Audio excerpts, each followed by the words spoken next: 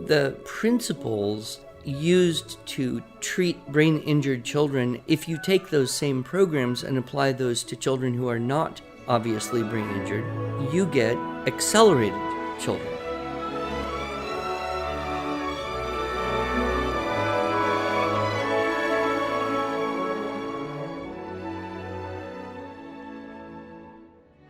Hello, and welcome to the Arts of Language podcast with Andrew Pudewa, founder of the Institute for Excellence in Writing, or as many like to say, IEW. My name is Julie Walker, and I'm honored to serve Andrew and IEW as the Chief Marketing Officer. As we take a break from recording, we have chosen to replay several of our greatest hits for you to enjoy. We hope that you are able to gain insight for your educational journey.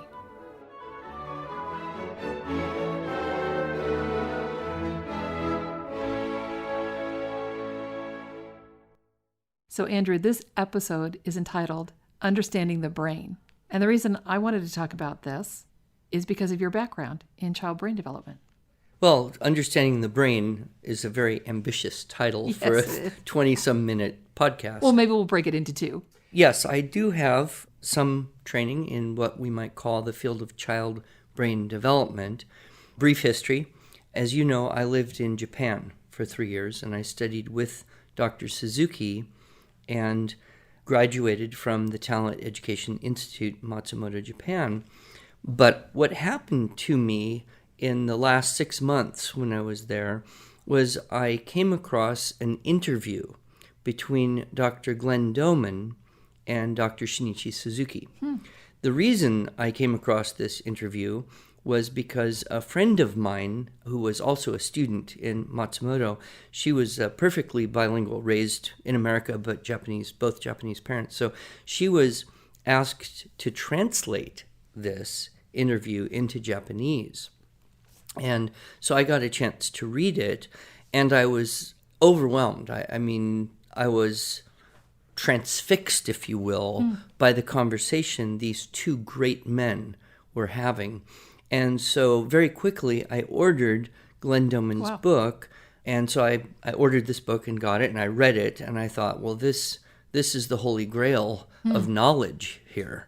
I was immediately convinced that what I needed to do was go to where Glenn Doman was and sit at his feet and absorb knowledge and wisdom, and that this was the next thing in my life.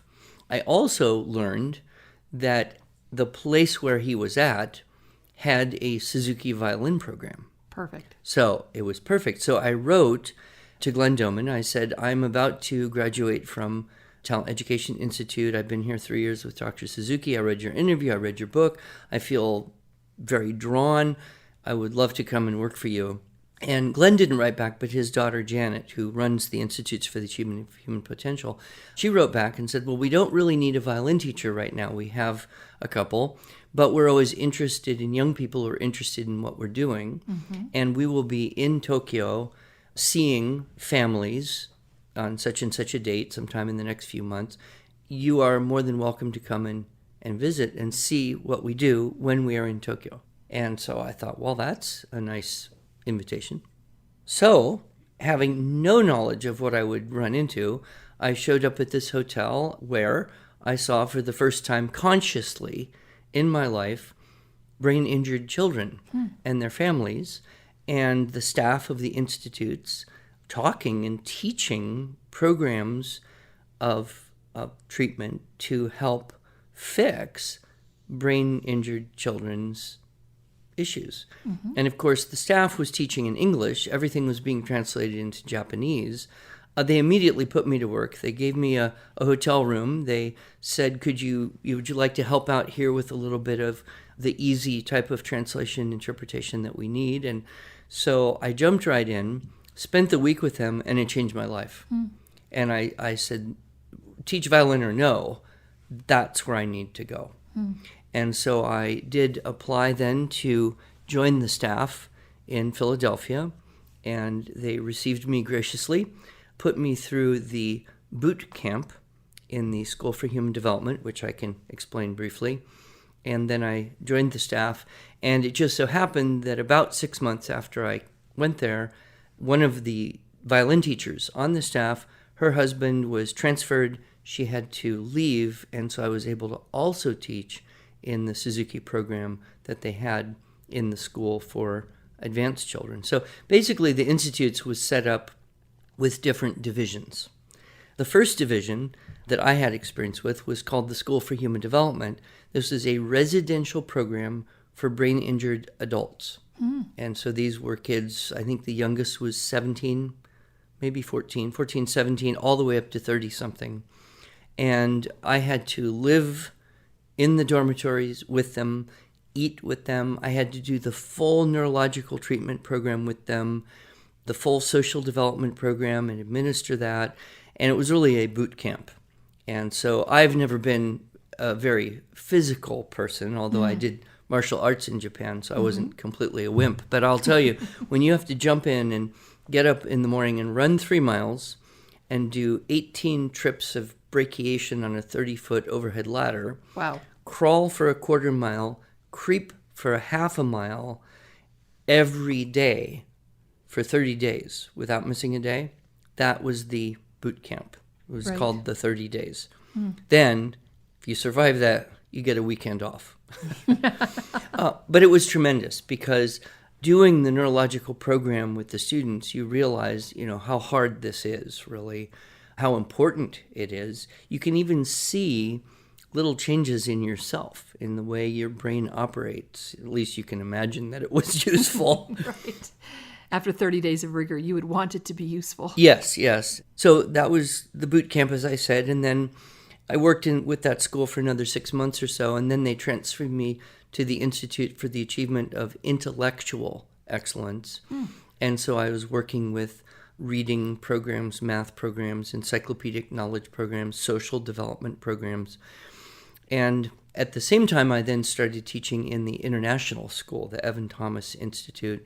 And the fascinating thing that Glenn and his team discovered many years before was that the principles used to treat brain-injured children and fix their vision and hearing and mobility and cognition and social, any problems that they have, if you take those same programs and apply those to children who are not obviously brain-injured, you get accelerated children. Interesting, sure. And they discovered this because what would happen is a family would come to the institutes, have a brain-injured child and then a sibling or two, and they would do that program of treatment, which could involve crawling and creeping and reading programs and respiratory development and running and social excellence and you name it. They would do that with all the children and discover that the children who didn't have the serious brain injury would then exhibit accelerated growth in all of those areas. And that's how the Better Baby Institute came into being, which a lot of people, you might have run into it when you were a young mother, but there was how to teach your baby to read, how to teach your baby math, how to give your baby encyclopedic knowledge. And it was kind of almost a cult-like thing at one time. People were all excited about teaching babies to read. I was just interested in how to get my baby to sleep. Yeah, we didn't have a program for that. But so I had then the great blessing of spending a good chunk of the morning and sometimes the afternoon in the Evan Thomas Institute working with children who'd been on the program since a very young age, generally were accelerated in many ways. We were teaching at a very high level. And then I would go into the clinic in the afternoons and evenings, and I would work with the staff there and learn how to teach the programs of treatment to the families of brain-injured children. So it was really, there were 12 to 14-hour days, 5 days a week. It was very rigorous. I lived on campus. We had staff meetings regularly. We had 5-day trainings, either the What to Do About Your Brain-Injured Child 5-day course or the 5-day Better Baby course. So I lived that life for 3 years and received some certification from them in child brain development, and it was just priceless. And I look, at the hand of providence behind my life, and I think, well, if I hadn't had, kind of a disaster that then caused me to go to Japan, where I bumped into Glenn Doman where I then went to Philadelphia, where I could teach music and learn child brain development, and that whole kind of 6-7 year period of my life, how amazing that was to prepare me later on to help so many parents and people I meet at conferences and whatnot. Right. They have issues and problems, and I can understand things so much better. Right. And then, of course, when I saw the writing program, as we've talked about before in the podcast, I said, that's a Suzuki method for teaching writing. Right. This is a developmentally appropriate method for teaching writing. I don't like the buzzwords, developmentally appropriate, but the truth is, when you try to do something that is not developmentally appropriate, you get poor results, unhappy children, frustrated teachers and parents. You get a disaster. So what's the pathway? And then when you see different issues, when I see different issues with different kids or parents describe their children to me, I can often, I think, give them some very useful, practical advice, short of saying, get thee to Philadelphia and learn about child brain development yourself. Right. So one of the first projects that I helped you with many, many years ago was creating a DVD course, Understanding Child Brain Development, by Matthew and Carol Newell. Yes, we did that at Biola. Yes, we did. It was a good experience there. Well, Matthew and Carol were both staff members at the Institutes for the Achievement of Human Potential while Glenn Doman was alive. I was working there. Matthew was kind of my mentor in a way. And their daughter was born right when my daughter was born. So we were young parents together and good friends. I was there only 3 years, and then I needed to move to Montana where my mother was and do other things. But Carol and Matthew stayed on at the staff there. And then at some point, they left and started the Family Hope Center, which is also in the Philadelphia area, bringing their, cumulative decades of experience and their own knowledge and angle on things. And they started the Family Hope Center, and I got back in contact with Matthew, and it was wonderful to see what they had done, applying the same basic principles, and yet being open to some new ideas and continuing to pursue best practices in a way and building their staff. And so I invited Matthew and Carol to come to Los Angeles and make this DVD set, so that rather than me having to give 20-minute explanations to people on the exhibit hall floor, I could say, buy this. Listen to this. It'll explain a whole lot. If it doesn't help you or make sense, send it back. We'll give you a refund. I'm not trying to make money. I want you to have this information. And if this makes sense, then here'll be the next steps for you. And I think it served its purpose well. And I'm very much in awe of what Matthew has done, really continuing on in a way the great work of Glenn Doman and his staff. Where else on earth do you find someone who helps blind children see and deaf children hear and crippled children walk? I mean, in a way, it is miraculous, but in a way, it's the application of this cumulative centuries, if you add up all the expertise of all the people who've been working in this field of research and clinical work. And as I mentioned, this was a project that I worked with you on, and I actually sat in. All of his advice is something that every parent can do. It's not like you would necessarily have to go somewhere. And I love what you say about your intelligent children that maybe don't have the brain development challenges, that can benefit them too. One of the things that he talked about was smells, and how smells can be a way to help the brain develop.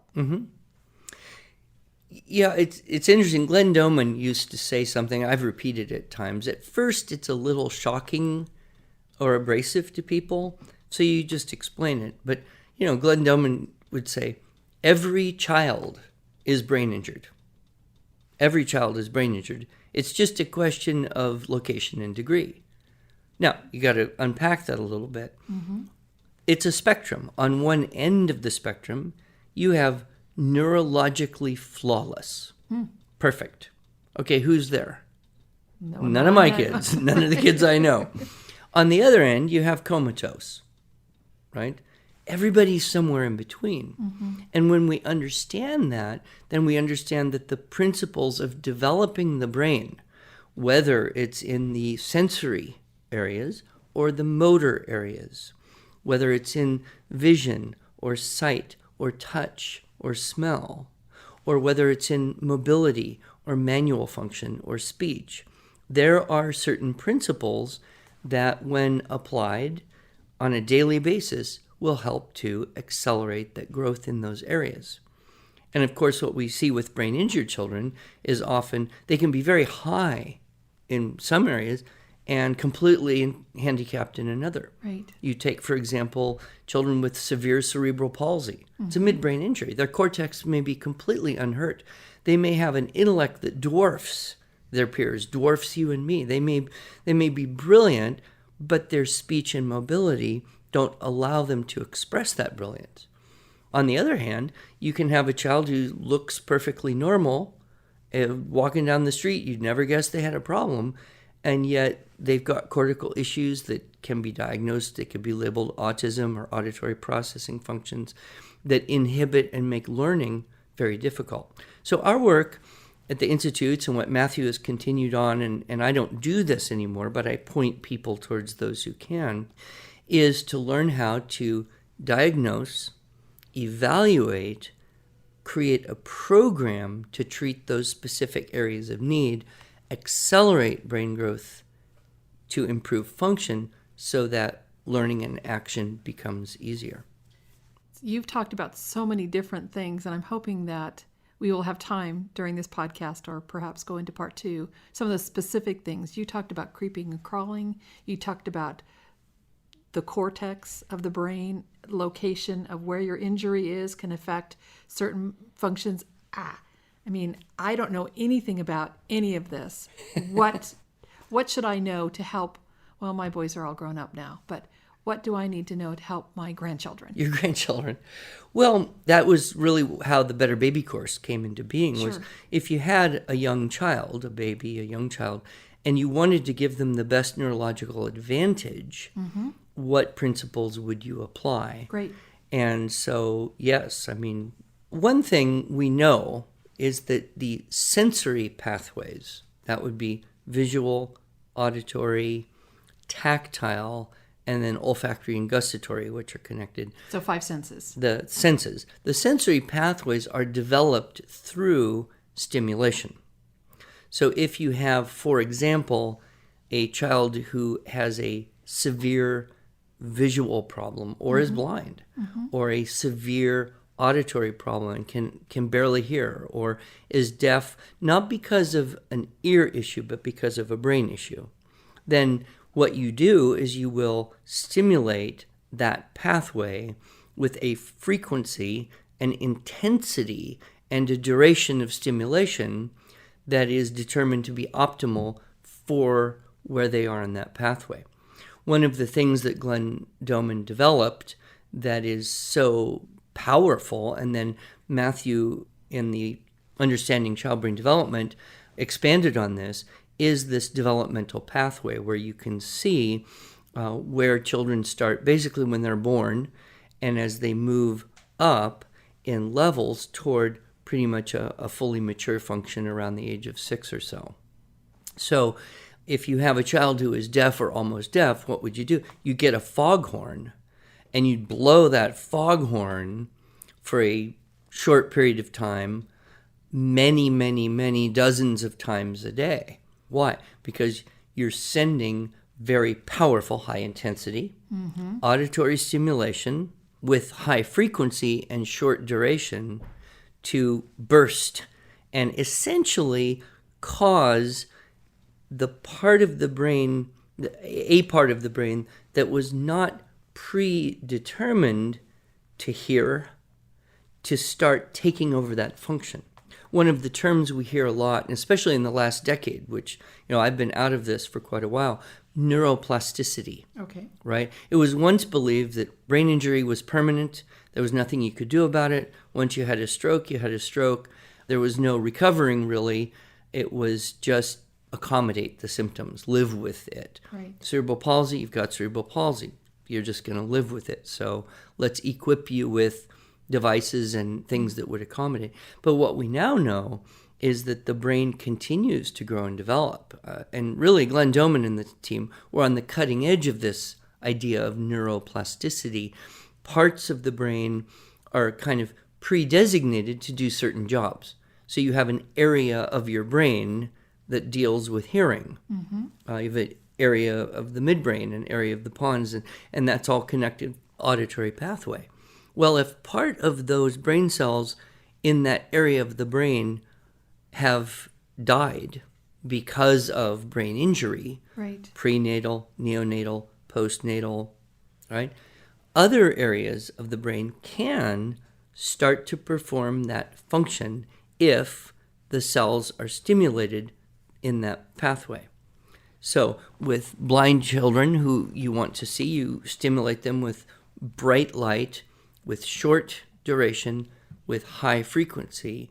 You can actually create visual function in children who didn't have it, assuming the problem is in the brain and not the eyes. Same thing with children who don't feel. You've got children whose tactile function is so bad that they could put their hand on the stove and not notice it until their flesh was burned off. Yeah, not right? good. Yeah. Which is a hard thing to think about. Well, what do? You want to stimulate the tactile area with a variety of things, a variety of stimulations, and try to rebuild those pathways. Mm-hmm. And same thing on the mobility side. If you have a child who is not speaking, then how do you stimulate this? And so there's speech development programs. Mm-hmm. If you have a child who's not mobile, how do you develop that?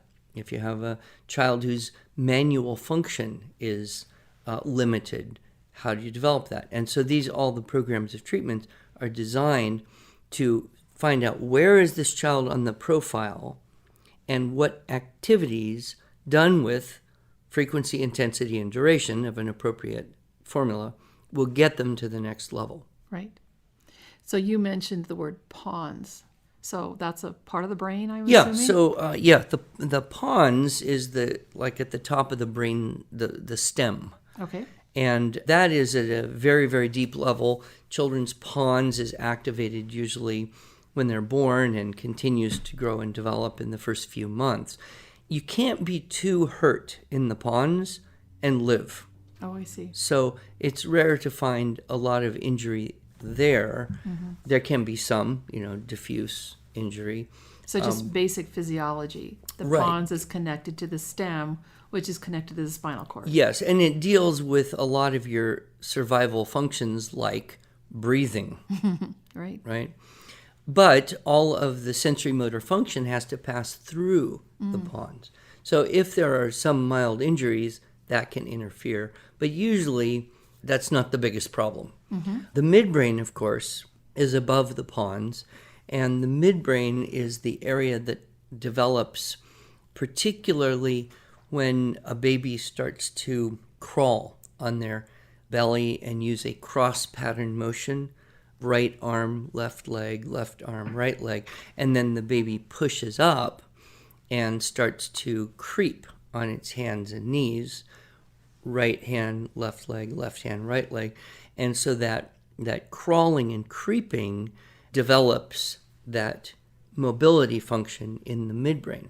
Okay, can I just stop you a minute? Because you said crawl and creep, and what you described is actually exactly the opposite of what I understand crawling and creeping to be. So can you just say that again? Crawling is on your belly? Yeah, a lot of people have some confusion on that. Glenn Doman, because he was a military man, he was a colonel in the medical corps, I believe. He uses the military definition. Okay, great. So when soldiers are out on the field and have to go under the barbed wire, crawling is on the belly. I see. And when they need to go a little faster but don't want to stand up and get shot, I guess, creeping is on the hands and knees. Interesting. Okay. Yeah, so it's the military definition. Got it. But those activities help to develop the midbrain area, and they are naturally what babies will do in the first 3 to 12 months of life. You'll see them start to become mobile 3, 4, 5, 6 months usually. And what they'll discover through trial and error is the most efficient way to move across the floor is in a cross-pattern motion. Now, some babies don't do that. They may push homologously, pushing both feet and trying to push their body forward, pushing both feet at the same time. Or homolaterally, well, they'll try to use only one foot because the other one's not working so well, and one arm, and then they end up kind of going in circles Right. and not getting to where they want to go. Right. Or sometimes they won't even crawl at all, and they'll manage to sit up and then kind of butt scoot, pull their feet and scoot on their rump. And so all of those are not ideal. Right. The ideal thing for brain development would be to be on the belly, moving forward in a cross-pattern motion, because that's what's going to make creeping easier. So last night we were at a social event together, and I Yes. borrowed a grandchild. You borrowed a grandchild. And you commented that she had good cross pattern. She was developing it, Yes. late for her age, but it was very fortunate, I thought, that she is developing this good toe dig with a cross-pattern motion. And she's kind of in an odd stage because she's crawling on her belly, and she's trying to creep on her hands and knees, and she's trying to elephant walk on her feet and hands, all at the same time. All at the same time. And so, interesting to study. But that's she's not good. But she's not walking. She's not walking. And that's good. That's fine. That's fine. In fact, that child, knowing her history, knowing the way she is right now, probably would benefit to spend more time, a couple more months, at least on the floor, creeping and developing that cross-pattern motion. Now, the interesting thing about the cross-pattern motion is that at the top of the midbrain is the corpus callosum. This is, if you will, the intersection between the midbrain and the cortices. Now, we say cortex, singular, plural would be cortices, and the fact is we have two, right? Okay. We have our left brain and right brain. We have our left cortex and right cortex, and they're separated. This is what's so amazing. In fact, if we were able to, we could take off the top of your skull, and we would see then a division between the cortices, and it would be possible to stick a ruler or something right in between the two hemispheres of your cortex and touch the top of your midbrain, the corpus callosum. And all of us in this room that are listening to this are squirming right Yes, now. because nobody would want that. But that's interesting because it's the cortex where we have the distinctly human functions. So when we do two things in a coordinated way with two sides of our body, whether that's swimming or whether that's playing the violin or whether that's tracking with two eyes across a piece of paper, we need the two hemispheres of our cortex to be working in coordination, right? Coordination. And that happens through the corpus callosum at the top of the midbrain. So all the information coming into the cortex has to pass through from the nerve endings in our body or in our eyes or ears, from the most external ending of the nerve, through the central nervous spinal cord, through the pons, into the midbrain, through the midbrain, and into the cortex. And likewise, all the motor function has to move out from the cortex through the corpus callosum, midbrain, pons, and out. And so that top of the midbrain is extremely important if we want to coordinate the hemispheres of the cortex. This is why when you see a child with a distinctly midbrain injury, such as cerebral palsy, Right. And as Glenn liked to say, cerebral palsy has nothing to do with the cerebellum, and it has nothing to do with palsy. It's completely misnamed. Right. But what it is it's a profound midbrain injury that interferes with the two hemispheres of the cortex working in a coordinated fashion. Right. Thus, when you see people with cerebral palsy, they walk very awkwardly, Right. limbs moving not in a coordinated way. Right. And that's a manifestation of that midbrain injury. I see. It's complicated, and there's so much more to talk about. Right. Well, I guess that means that we have to stop now, but pick this up next week. Sound good? We'll do it. Great.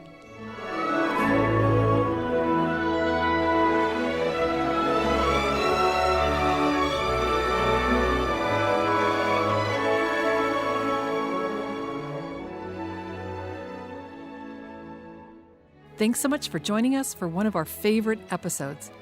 If you enjoyed this episode and want to hear more, you can subscribe to this podcast on iTunes, Google Play, or Stitcher, or you can visit us each week at iew.com/podcast. New recordings will begin airing in January of 2020. Until then, we hope you'll join us each week as we revisit our greatest hits.